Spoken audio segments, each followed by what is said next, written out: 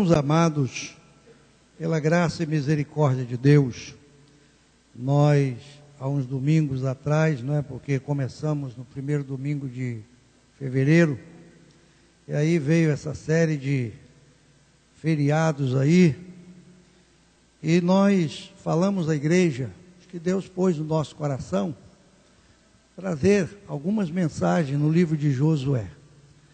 Começamos domingo falando do capítulo 1 e da maneira como Deus anima aquele homem a prosseguir na sua jornada.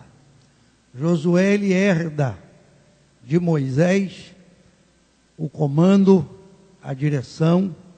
Ele é colocado por Deus no lugar de Moisés para caminhar com o povo e levá-los a Canaã.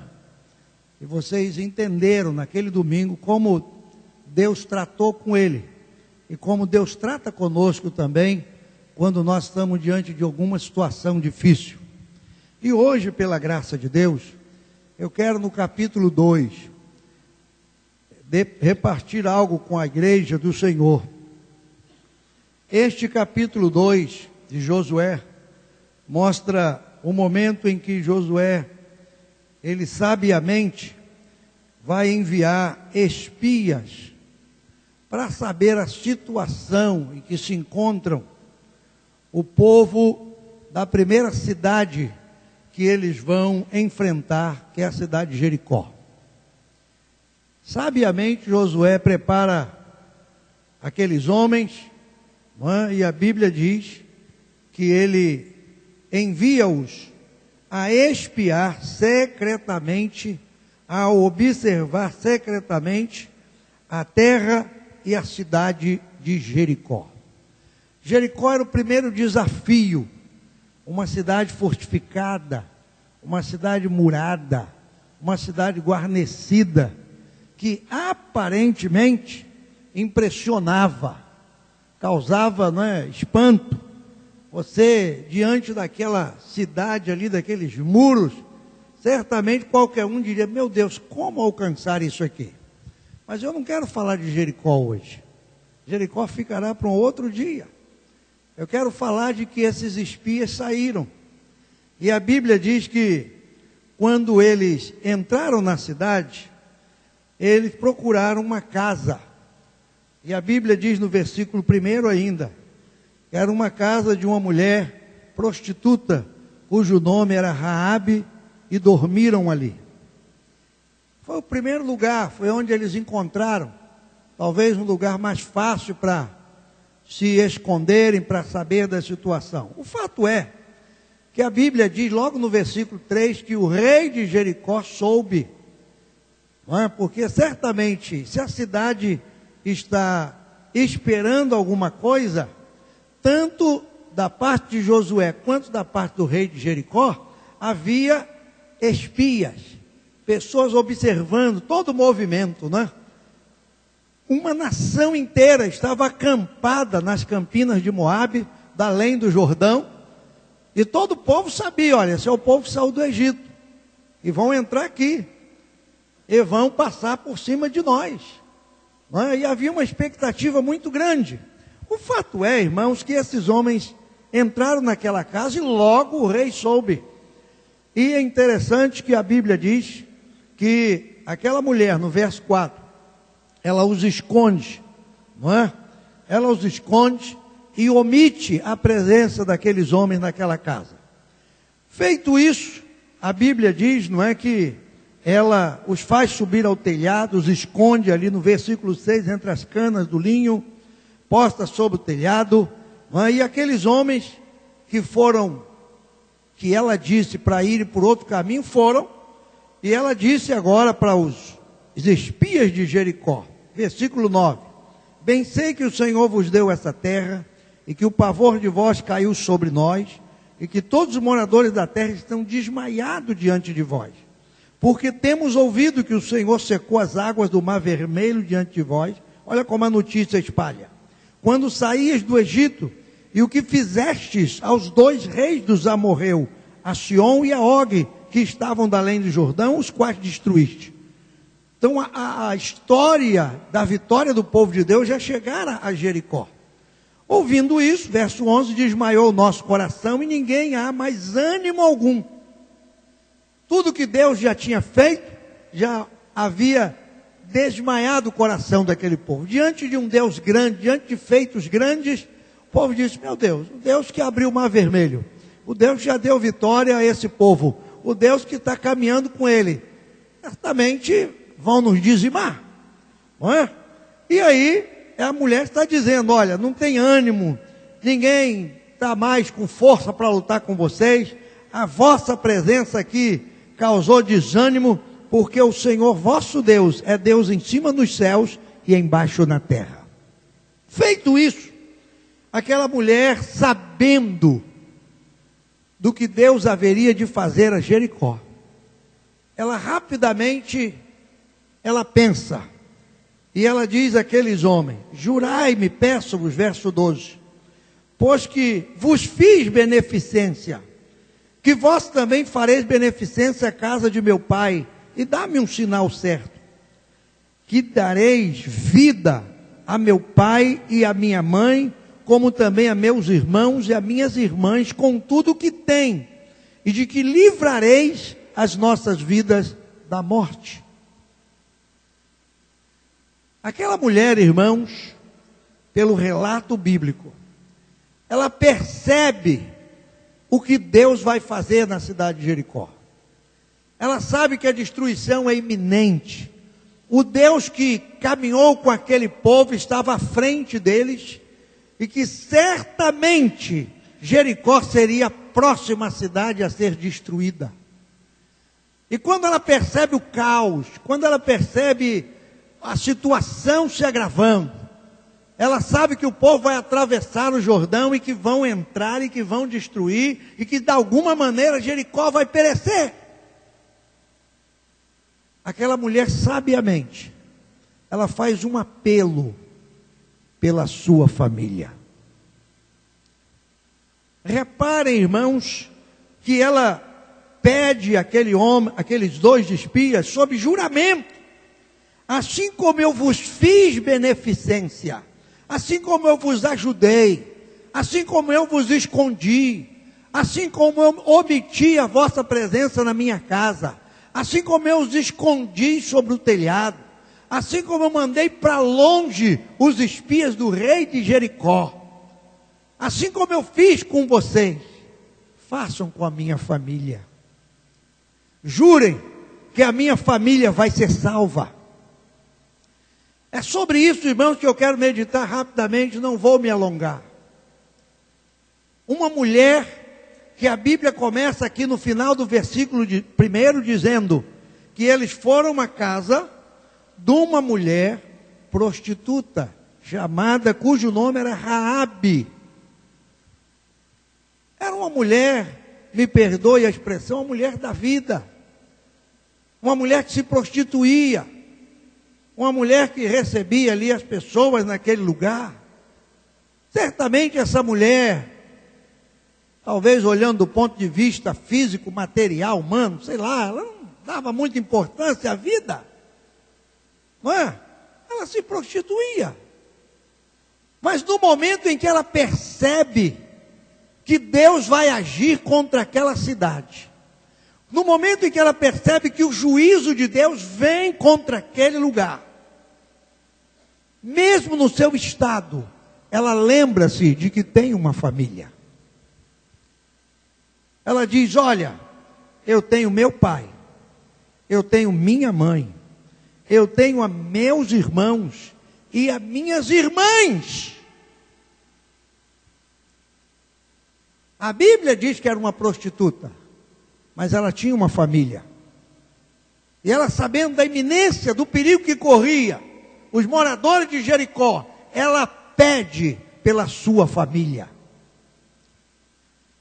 Aqui está, irmão, no capítulo 2, algo de mais precioso que Deus me mostrou. Uma mulher clamando pela sua família. Talvez pela sua profissão, pela sua função, pelo seu estado, ela não desse importância à família, não é? Ora, se essa mulher se prostitui, que valor ela dá à família? Se essa mulher vive esse tipo de vida, que valor ela dá à família? Certamente não está nem aí para a sua família. Aparentemente não está nem aí. Mas diante do perigo, diante da realidade, o povo de Deus vai entrar, essa cidade vai cair, isso aqui vai destruir, eles vão passar por cima de nós, vai matar a todo mundo, como fizeram lá atrás. Ela disse: eu preciso pelo menos salvar a minha família. É isso que nós precisamos entender hoje, irmãos. Diante da destruição do mundo, diante da situação em que o mundo se encontra, diante dessa realidade que estamos vivendo hoje, de tanto pecado, de tanta mentira, de tanto engano, de tanta miséria, Deus está preocupado em salvar a família. Deve ser a minha e a sua preocupação salvar a nossa família.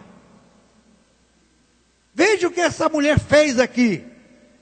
Ela aproveitando aqueles dois homens, sabendo quem eles eram, de onde vinham, do exército que eles faziam parte, do que Deus já havia feito.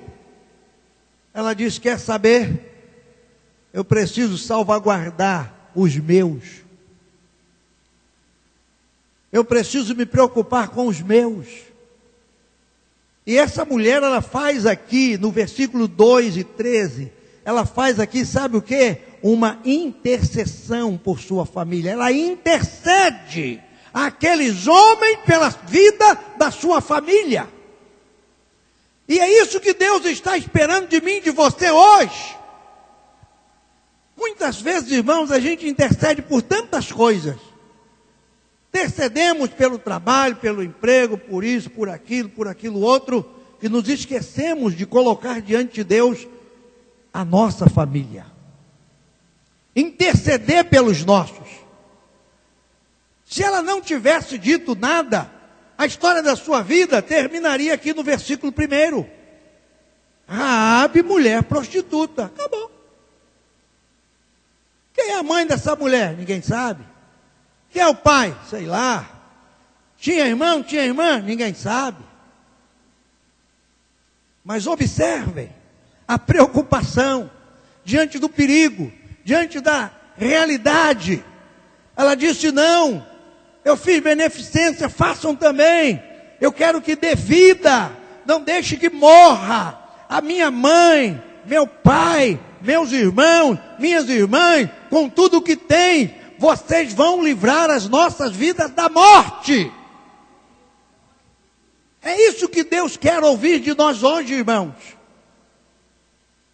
Talvez nós estamos intercedendo por muitas situações, mas precisamos nos levantar pela nossa família e dizer como essa mulher disse: Senhor, livra as nossas famílias da morte. A morte está rondando todos os lares.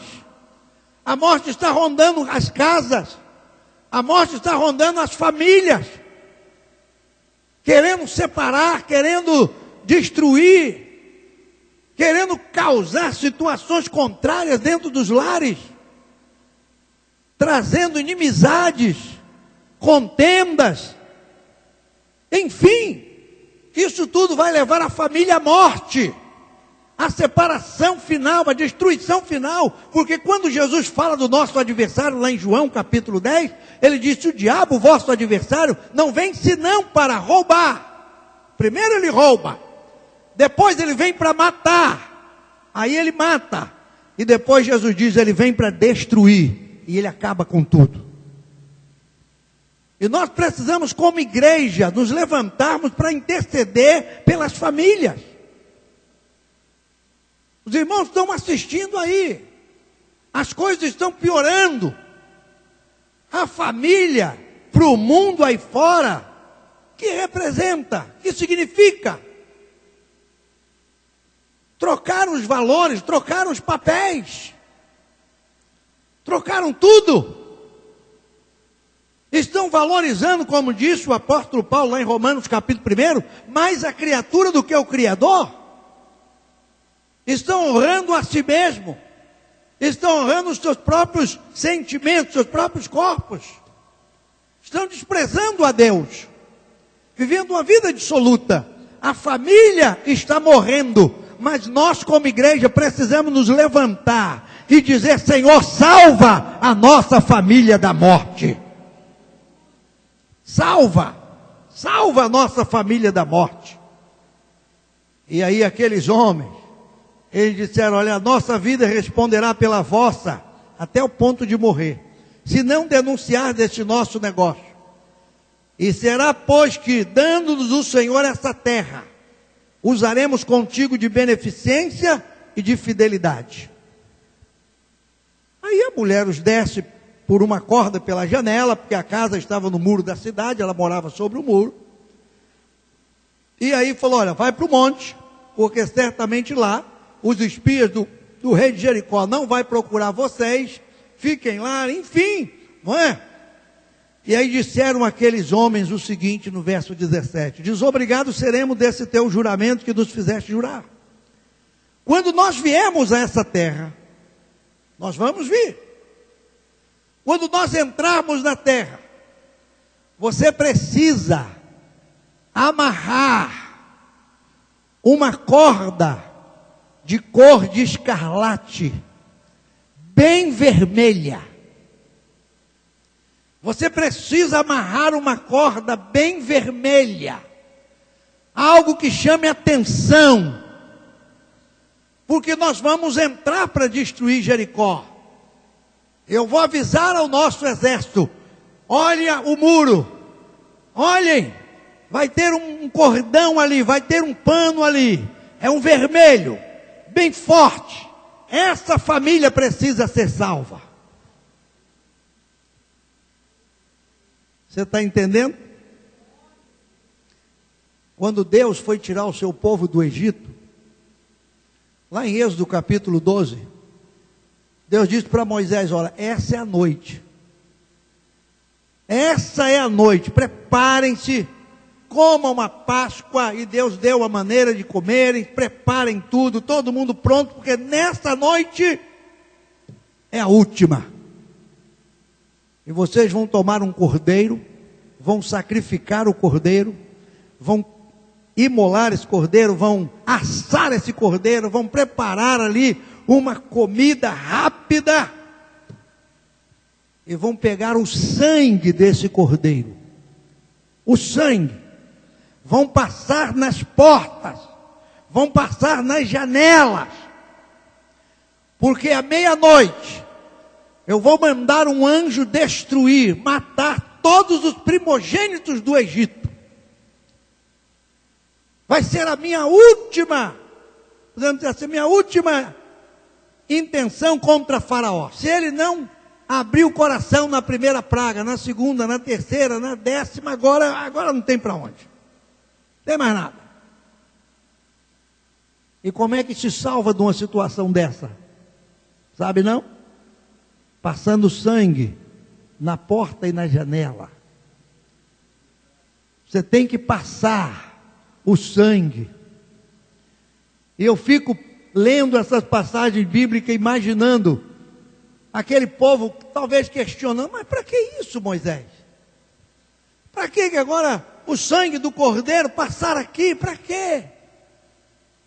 Nós já estamos de saída mesmo. Nós já vamos embora. Para que mais isto? Para que isto? Aí Deus deu a resposta. Deus disse: olha, na hora que o anjo da destruição passar, com a sua espada na mão, ele vai passar pelos lares, pelas casas, vai entrar em tudo que é lugar. Ele vai matar todos os primogênitos do Egito. Mas aonde ele vê o sangue,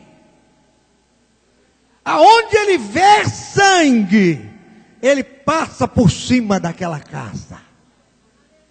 A casa que tiver um sinal de sangue, ninguém morre. Na casa que tiver o sinal do sangue do cordeiro, ninguém morre. É aí que está a grande lição, irmãos, para nós hoje. Se você quer salvar a sua família, se você quer salvar a sua casa, O sangue do Cordeiro de Deus ainda tira o pecado do mundo. O sangue do Cordeiro de Deus ainda salva. O sangue do Cordeiro de Deus ainda livra. O sangue de Jesus tem poder para salvar a tua casa e a tua família.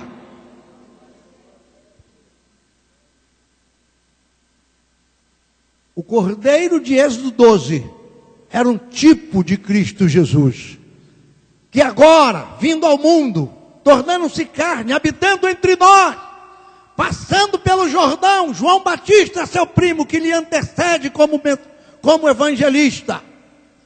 João Batista o vê e diz: eis aí o Cordeiro de Deus, que tira o pecado do mundo.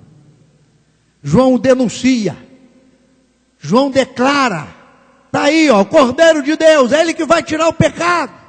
Em outras palavras, Ele que vai salvar a sua família. Ele vai derramar o seu sangue, como foi derramado o sangue do Cordeiro lá atrás. Esse aí vai derramar o céu. E quem estiver abrigado no sangue do Cordeiro está livre da morte. E aí, irmãos, para não demorar mais, eu anotei uns textos aqui, nem vou ler. Outro dia eu leio, deixa ele quieto aqui. Eu só quero terminar com uma coisa. Os espias disseram para aquela mulher: você tem que pendurar um cordão de fio de escarlata à janela por onde nos fizesse descer. Amarra e põe lá. Agora preste atenção, versículo 18, a metade dele. E recolherás em casa, contigo, a teu pai, a tua mãe, teus irmãos e toda a família do teu pai. Você vai colocar o sinal na janela, mas a família precisa estar dentro de casa. E muitos de nós não temos todos dentro de casa. Alguns dos nossos estão do lado de fora. Alguns dos nossos não estão conosco dentro de casa. Perderam-se na vida, no caminho, se desencaminharam por alguma razão, algum tipo de influência. Perderam-se. E aí, para salvá-los, o que devemos fazer? A Bíblia diz que nós temos que recolhê-los e colocá-los dentro de casa. É aí, irmãos, o poder e o valor da intercessão. É você se levantar e clamar a Deus pelos filhos, pelas filhas, pelo esposo, pela esposa, por aquele que você ama, por aquele que lhe é querido, e dizer: Senhor, eu não posso permitir que eles morram longe de casa, fora de casa. Aqui na minha casa tem vida, na minha casa está o sangue do Cordeiro. Eu quero todos da minha família dentro de casa. E nós precisamos lutar por isso, irmãos. Nós precisamos, como igreja, nos levantarmos para lutar por aqueles que estão fora de casa. Quando você lê a parábola do filho pródigo em Lucas 15, você vai entender uma coisa. Está lá, claramente lá. O filho foi e se perdeu. Gastou, viveu. Mas sabe o que a Bíblia diz? Todos os dias, o seu pai olhava no caminho. E quando você lê lá Lucas 15, não foi o filho que viu o pai, foi o pai que viu o filho. E viu de longe. E ele não chegou da mesma maneira que foi. Ele chegou todo arruinado, trabalhando com os porcos, fedido, maltrapilho. Mas o pai de longe, olhando naquela preocupação: meu Deus, o meu filho vai voltar. O meu filho vai voltar. O meu filho vai voltar. E ele não saía do caminho: meu filho vai voltar. Tem um louvor que diz isso, não é? Mãe, o teu filho vai voltar. Vai voltar se você interceder. Vai se voltar se você o perdoar. Vai voltar se você o amar. Vai voltar se você colocar ele nas mãos de Deus. Vai voltar se nós fizermos alguma coisa por nossa família. Nós precisamos recolhê-los em casa. Sua família vai ser salva, mulher, se eles estiverem dentro de casa. É dentro de casa, irmãos, que Deus quer a família. Você tem que recolher em sua casa, pai, mãe, irmão, toda a família. Quem sai fora da porta, o sangue será sobre a sua cabeça. Coloca todo mundo dentro de casa. Em Hebreus capítulo 11, versículo 6, a Bíblia diz que Noé, não é 11, 6 não, 7, Noé, pela fé, divinamente avisado, ele constrói uma arca. Aí quando você lê a história de Noé lá em Gênesis 6, Deus acha graça em Noé, manda ele construir uma arca, e fala para ele e tal, enfim. A intenção de Deus ali em Gênesis 6, era que algumas pessoas fossem salvas. Que aquele povo, que aquela geração fosse salva. Fez uma arca enorme, 3 andares, 3 compartimentos. Certamente o povo disse: Noé, o que é isso? Está pensando o quê? Vai vir um dilúvio? Que loucura! Aquilo era para salvar aquela geração. Depois de pronta, depois de concluída, terminada, betumada. Sabe quem entrou na arca? A Bíblia diz lá em Hebreus 11, 7, que Noé preparou aquela arca para salvar a sua família. Se essa família aqui não quer, se essa família aqui não quer, se essa aqui não quer, se a outra não quer, eu quero que a minha família seja salva. Teve um trabalho enorme, uma arca gigantesca, loucura, cortar madeira, serrar, aparelhar, colar, e pregar, e botar betume. Meu Deus, quanto trabalho! Para o autor dos Hebreus dizer que ele salvou, botou ali dentro, depois daquela trabalheira toda, ele botou lá dentro a sua família. Isso significa que não é fácil salvar a família. Talvez você esteja pensando: pastor, eu estou orando. Eu oro uma vez por mês, está pouco. Eu oro de 15 dias, está ruim. Eu estou orando de semana em semana, está faltando muito. Você tem que interceder mais pela sua família. Nós temos que clamar pela nossa família, irmão. Nós não podemos deixá-los de fora, não. A destruição está vindo aí, de todas as formas e de todas as maneiras. Não é destruição, simplesmente vai vir uma avalanche aí, um tsunami, e vai trazer a água aí da Baía de Guanabara, não. É tsunami dos valores, que está arrastando tudo. O que era não é mais. Nossos filhos e filhas chegam em casa com a cabeça virada e dizem: pai, eu agora sou isso, eu agora sou aquilo. E você fica louco sem saber: meu Deus, e agora o que eu faço? O mundo está vindo aí com as suas filosofias de vida, destruindo tudo. E colocar a família dentro de casa, irmãos, é abrigá-los debaixo do sangue do Cordeiro, é garantir a eles a salvação, a vida e não a morte. Vamos ficar de pé na presença de Deus.